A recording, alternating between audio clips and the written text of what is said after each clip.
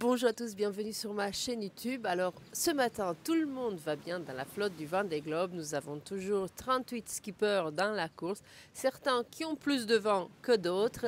Vous avez vu dans les images un petit peu de cette nuit des gens comme Jalbo qui lui est complètement englué, le dernier dans l'anticyclone de Sainte-Hélène. Il n'est pas prêt de rentrer tout de suite dans l'Indien et il a déjà 5000 milles nautiques par rapport au premier, Charlie Dallan, qui lui a réussi son coup de maître. Ça y est, la tempête très violente dans laquelle il était pris est partie. Il a réussi à surfer sur cette lame de rasoir en allant à l'avant avec la tempête. Parfait, son coup, il est absolument parfait. Et aujourd'hui, d'accord, il se trouve obligé à empanner un peu parce qu'il est à la limite de la zone des icebergs, qu'il n'a pas le droit de mordre, mais il s'en sort quand même vachement bien. Derrière lui, pas loin derrière, Sébastien Simon, lui par exemple, comme il n'a pas réussi à surfer justement sur cette pointe de vent à l'avant de la dépression, il s'est trouvé englué la nuit d'avant, et la nuit d'avant déjà dans des vents moins forts. Donc résultat, il se trouve maintenant trop bas au sud, obligé d'empanner. Depuis la dernière fois que j'avais regardé en 24 heures, il a fait 6 empannages déjà. Non, c'est même moins de 24 heures. Donc voilà, il est en train de souffrir. Et puis dites-vous qu'empanner, c'est déjà pas simple. Je vous l'avais dit hier, c'est encore le cas. Dans une mer formée, avec du vent, c'est vraiment pas drôle pour lui. Puis il y en a d'autres pour lesquels c'est pas drôle. Vous savez, Yann Richomme, là, il a du vent ce matin. Tout le monde évolue dans 20, 25 nœuds de vent. Mais dites-vous que pour lui, c'est pas marrant parce qu'il y a une semaine seulement, il était à 30 000 du leader avec Sébastien Simon. Aujourd'hui, Sébastien Simon, il a 260 plus de 260 000 de Charlie Dallan et Yann Richomme est à 500 000, je crois. On va regarder tout à l'heure sur le tracker. Donc pour lui, bien qu'il ait du vent, c'est pas drôle. Et puis il y en a d'autres pour qui c'est encore moins drôle. C'est Jérémy Béhu et Nicolas Lunven. Nicolas Lunven, on l'a vu cette nuit, vous le voyez sur ces images. Il a 4 nœuds de vent. Il n'a pas de vent du tout. On a du mal à imaginer qu'il se trouve dans le même océan que Pipard, par exemple, qui, elle, est dans la deuxième dépression. Il a fait le choix d'aller plus au sud, d'aller avec la dépression. Enfin, on va regarder tout le monde et puis on va regarder aussi ce séducteur de Boris Herman qui ne veut pas quitter son groupe de 3 filles. D'ailleurs, ce groupe avec les foils, là, ils vont peut-être avancer. Ils vont peut-être réduire un peu, là, parce qu'ils ont des meilleures conditions. Mais il n'est pas dit qu'ils rattrapent les leaders pour le moment. Je crois que je suis bavarde, n'est-ce pas? On va regarder à la fin de la vidéo, à la fin de cette vidéo, quelques vidéos, les dernières envoyées depuis le bateau. En attendant, allez, on va vite aller voir le tracker. Voilà, Charlie Dallan, comme je vous le disais, et Sébastien Simon ont survécu à la tempête et courent maintenant le zone des glaces qui est la distance la plus courte. Ils ont une bonne brise de 25 nœuds pour les prochaines 24 heures, conservant donc leur position de tête. Yann Richomme, Thomas Ruyant descend toujours vers le sud-est pour éviter les petits vents qui les chassent de derrière et ne pourront pas rattraper les leaders à 500 000 pour l'instant, mais ils gardent le cap sans perdre de terrain pour l'instant et devraient converger lentement sur leur chemin. Au cours des prochains jours, on verra tout ceci plus clairement en début de semaine. Et enfin, le prochain groupe de 5 bateaux qui se trouve déjà à 1000 milles derrière n'a pour le moment aucune chance de réduire l'écart, mais encore une fois, du bon vent à 20 ou 28 nœuds pour les prochaines 24 heures. Ils naviguent donc bien et conserveront leur position. Et ensuite, les 3 filles aiment Boris ou Boris aime les filles, je ne sais pas, mais ce peloton ne se quitte pas. Il fait sa propre course depuis un moment déjà. Aucun d'eux n'est capable de s'échapper en fait de ce quatuor. Ils sont à 1400 milles de retard avec des vents du nord plus légers prévus pour les prochaines 24 heures. Mais la mer est descendue à seulement 2 mètres, comme je vous le disais tout à l'heure. Donc les feuilles peuvent jouer. Mais bon, globalement, il y a quand même, ils vont peut-être sans doute reculer quand même petit à petit par rapport au leader. Remontant rapidement derrière, Pipard, Romain Attanasio et Benjamin Dutreux surfent sur la vague des vents plus forts et d'une mer au-dessus d'un système dépressionnaire. Du travail pour eux, mais une bonne vitesse. Ils devraient donc être contents ce matin.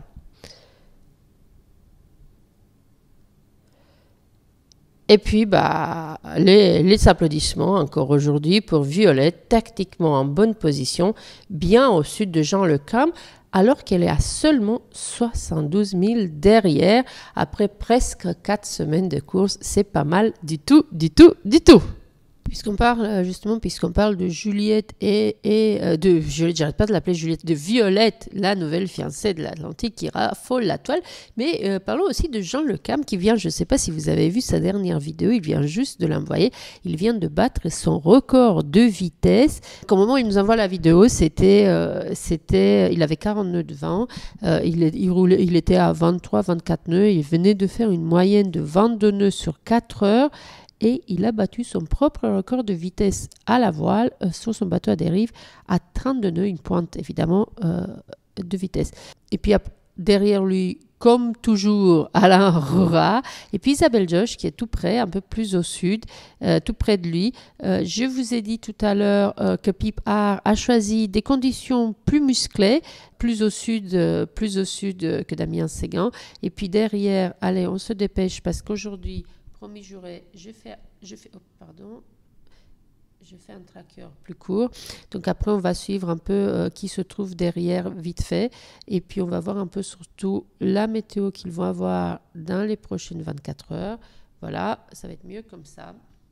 Vous avez tout ce passage là, de l'océan Atlantique vers l'Indien qui reste quand même assez musclé. Là, vous avez Eric Bellion, vous avez Kojiro, Olivier Hir, qui est le dernier pour le moment à être passé dans l'océan Indien.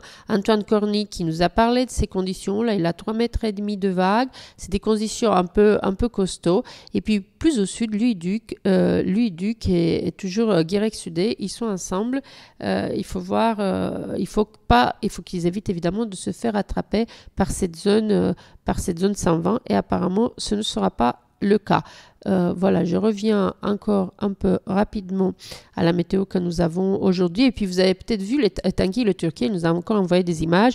Lui, il a eu pas mal. Là, il est dans 30 nœuds de vent.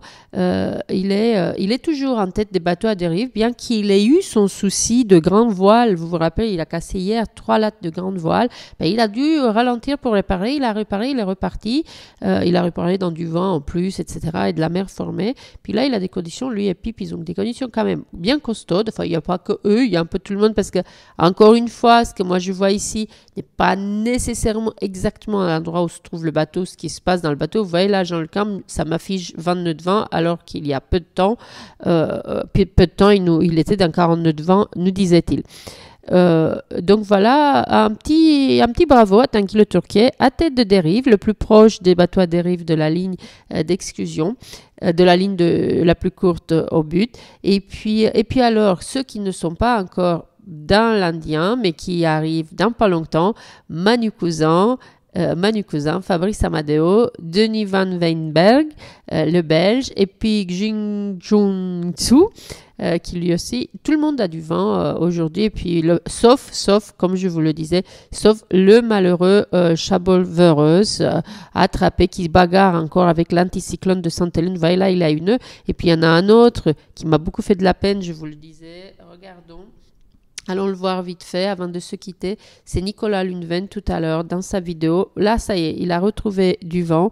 Mais dans la vidéo qu'on venait d'avoir, il a retrouvé du vent en ce moment précis tout de suite. Mais dans la vidéo de tout à l'heure, il était à 4 nœuds de vent. C'était assez déprimant pour lui. Et il se demandait justement si Jérémy Béhu, qui est un tout petit peu plus avant, avait réussi à avoir plus de vent. En tout cas, eux, leur option, elle est pour le moment pas terrible. Dans le même groupe, vous avez Sam Goodchild. Dans le même groupe, vous avez Paul Meillat et Yannick Bestaven. Et puis, ceux de là qui descendent déjà, qui se dépêchent, comme je vous le disais, d'aller vers le sud pour ne pas se faire attraper par ce anticyclone, par ces zones sans vent. Yoann Richomme, ouais, j'ai de la peine pour lui parce que, mais bon, on va voir, rien n'est dit. Les deux en tête, ils sont, vous le voyez, en train de se bagarrer en faisant des apanages, comme je vous le disais, sur le bord de cette ligne-là. Là, on était tout à l'heure, attendez, je regarde, vous voyez, ils sont quand même tout près de la zone des icebergs. Il y a 20 000 là. Puis là, il y avait un peu moins de 20 000 de la zone d'exclusion antarctique. Et puis de toute façon, vous voyez ce que je voulais vous montrer aujourd'hui rapidement aussi. Regardez, pour ceux qui ne surveillent pas. Vous savez, on a toujours dit, je vous ai toujours dit qu'en fait, les mers du Sud, qu'ils aient du vent, qu'ils aient des tempêtes, c'est normal. C'est surtout ça qui fait la progression des mers du Sud. Ce sont ces dépressions qui s'enchaînent, qui s'enroulent les unes après les autres. C'est ça qui crée ces toules magnifiques, uniques des mers du Sud. C'est ça qui crée aussi les coups de vent. Donc ça, c'est normal. C'est ça aussi qui les amène vers les Sables d'Olonne. Et vous voyez, ils vont aller, vous voyez là, la zone d'exclusion, en plus, vers l'Australie, elle monte quand même bien haut. Donc, on va voir comment ceux-là vont réduire à l'arrière un peu la distance avec les leaders. Rien n'est joué. Il reste encore, regardez tout ce qui reste. Allez, je vais vous montrer ça. On va se mettre en 3D pour voir mieux. Il reste quand même tout ça à faire.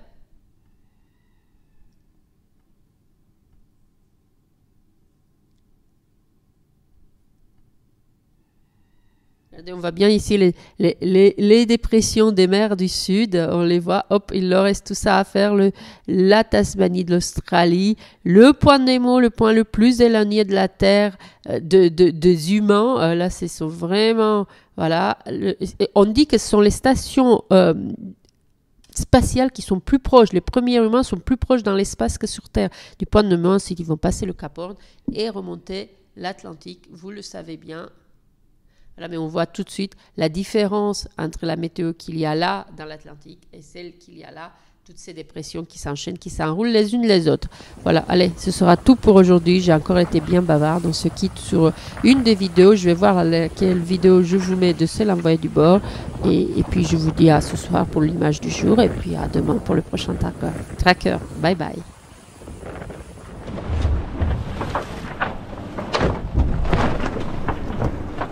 Salut, salut. Bon alors, là on peut le dire que le plan ne se déroule pas comme prévu. Je me suis fait rattraper par l'anticyclone. Ça, c'était pas prévu au programme. Il a gonflé plus vite que prévu. Moi, j'ai été moins vite que prévu parce que déjà hier après-midi, j'étais obligé de m'arrêter pour bricoler 2 heures à peu près. Et ensuite, avec l'état de la mer, j'arrivais pas à avancer comme il fallait cette nuit. Donc, et ben on s'est fait manger par mon cyclone. Il est beau lui, hein. Il est magnifique là le bateau. Et donc là, on est dans 4 nœuds de vent et une petite mer résiduelle charmante. On secoue le bateau dans tous les sens. C'est génial. Donc j'en ai quand même profité pour bricoler un peu. Notamment le lazy bag qui part en saucisse là, donc je l'ai bricolé un peu. Et puis j'ai fait 2-3 autres bricoles, je crois. Bon. En attendant des jours meilleurs, parce que là, entre le pot de vent et la mer, il n'y a pas grand chose à faire. Il faut prendre son mal en patience, essayer d'éviter de faire souffrir le bateau, parce que ça me fait mal au cœur là de voir les voiles qui claquent et tout ça. J'essaye de trouver des solutions pour ça, que ça claque trop. Allez, allez, et pendant ce temps-là, les petits copains ils cavalent. Alors Jérémy qui est devant, lui, il avait réussi à se barrer hier après-midi quand je me suis arrêté pour bricoler. J'étais devant lui d'ailleurs, je crois. Donc il s'est barré, là, il m'avait mis 20 000, donc là il doit être, je sais pas combien, 30, peut-être 40 000 devant. Alors, je sais pas si lui il a réussi à garder du vent sans doute plus longtemps que moi, parce que l'anticyclone il arrive par derrière. Donc je me suis fait manger en premier. Est-ce que lui il va réussir à passer ou pas, ou il va se faire manger comme moi? Allez. Ouais, hello les terriens, c'est Binge, circuit environnement Water Family, 27e jour de course. Et là ça fait une dizaine d'heures qu'on se fait plaisir. Après les conditions un peu compliquées là des derniers jours, là on est au portant, portant un peu serré là, et ça avoine et ça glisse de ouf. Et ça bombarde quoi, on a une belle moyenne et franchement je me fais super plaisir et ça c'est cool. Ça c'est cool, en plus j'ai pu me reposer un peu, bien manger. Parfait, parfait, les conditions idéales. Je vous partage un peu quelques images là. Ouais non c'est top. On continue de glisser là. Et de toute façon il ne faut pas qu'on s'arrête en chemin parce qu'on est poursuivi par une dépression qui arrive vite elle aussi, encore plus vite que nous. Donc plus j'arrive à faire de chemin dans cette direction et mieux c'est. Donc on bombarde dans l'est et au plus vite. Et après on verra à quelle sauce on va se faire grignoter.